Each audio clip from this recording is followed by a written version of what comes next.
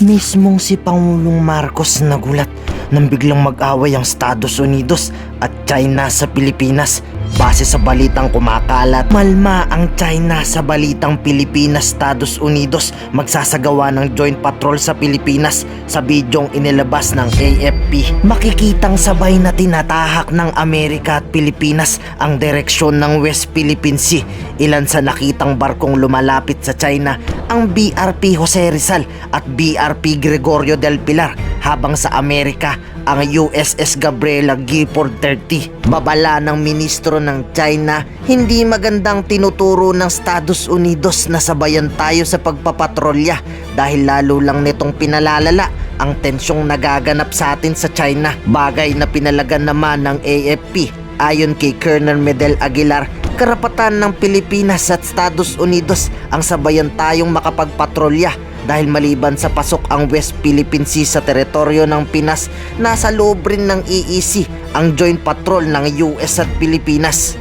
Ito po ay ang pag-assert natin ng ating sovereign rights sa ating maritime zone, and at the same time, pag-promote po ng international convention that is income of rules-based international order.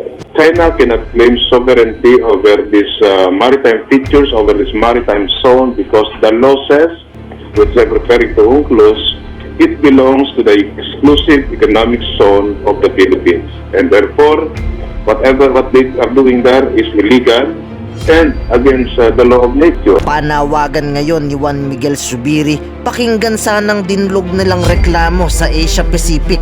Ayon sa Senate President, inutusan sila ni Pangulong Marcos kausapin ang Parliament kaugnay sa hinihiling ng Pinas ayusin ang Code of Conduct kung ayaw magpang-abot ang China at US. Ilalagay po natin yung issue on the West Philippine Sea dyan. Sigurado po may aalma, baka may magalit, and hindi po tayo makakuha ng consensus. What we're trying to do is to get a consensus from all member states. We're only host, there's 19 other countries, and of course, on day one, ayaw po natin makipag-away kaagad. I shall try to be brief. Yes, sir. Thank you. Your Excellency, your comment about the critical challenges that we face out there was pretty vivid in terms of what we all face and how you seek to resolve disagreements through peaceful means. Well, the basic idea, of course, of all of this is that the United States is our, I would say, our oldest and most traditional partner. That has been in various forms ongoing for over 100 years, and I think it serves us well to remember that the United States is the Philippines' only treaty partner, and that is why that with the increasing heightening tension in the West Philippine Sea, as we have named it, because it is generally known as the South China Sea. The increasing tensions in the South China Sea require that we partner with our allies and our friends around the world so as to be able to come to some kind of resolution and to maintain the peace. And as I mentioned in my remarks, really what the foreign policy of the Philippines is really rather simple. And it really comes down to two things. Number one, peace, and number two, the national interest. And in that sense, we no longer subscribe to the old thinking, wherein it is a bipolar world, and each of the countries will choose whether to be with the Soviet Union or to be with the United States. I do not think, it is not, in my view, this is no longer applicable, no longer relevant to the way the state of affairs as they have evolved geopolitically. So it is important that we continue to strengthen that partnership. And the main partner of the Philippines is, of course, the United States.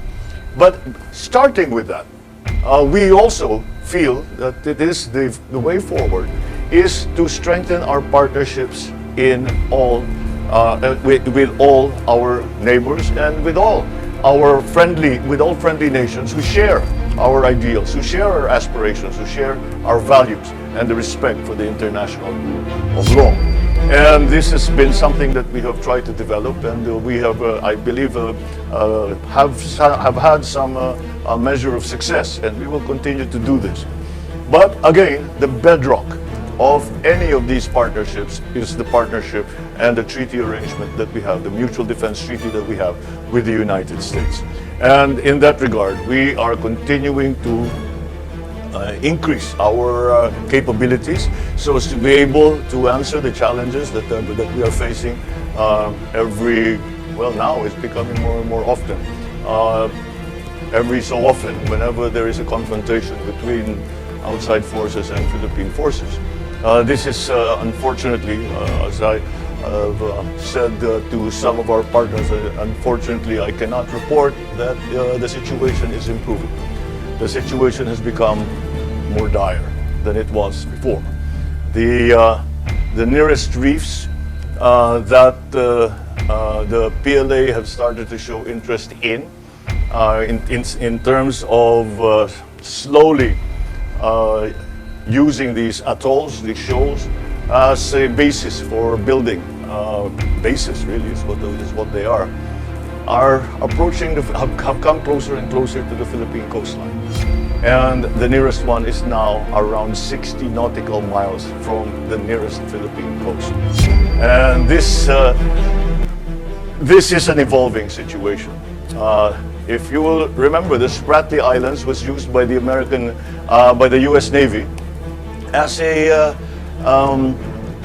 bombing range for a very long time, and so that there was no question that this was part of the Philippines. Now they have fallen into the hands of a foreign power, and many of these features that are in the West Philippine Sea are slowly being turned into bases. Really,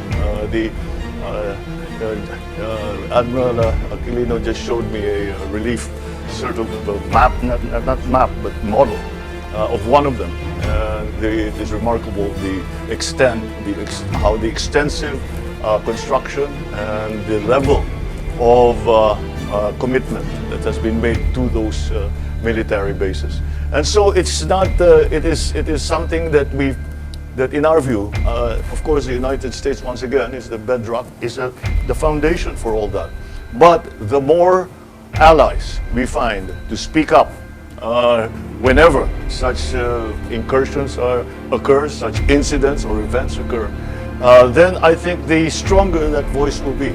And so we have encouraged that to a great deal. The United States, of course, has been there.